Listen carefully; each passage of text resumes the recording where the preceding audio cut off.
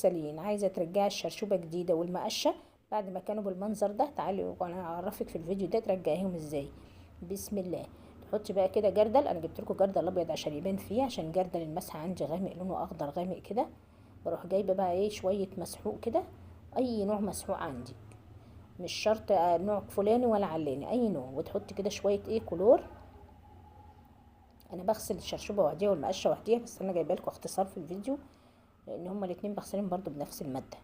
ندخل بقى على ايه، على المقشه.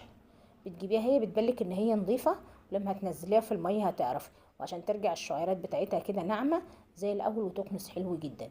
يلا بقى بتروحي ده حطها كده اهوت، وتجيبي الشرشوبه بقى بتاعتك ايا كان نوعها، دواره من اللي هي بتعصر بايدك اي حاجه. لازم تعقميها حتى بعد المسح كده، تعمليها بالمنظر ده، وتسيبيها كده حوالي ساعتين او 3، وبعد كده تشطفيها وتسيبيها بقى تنشف. بص الميه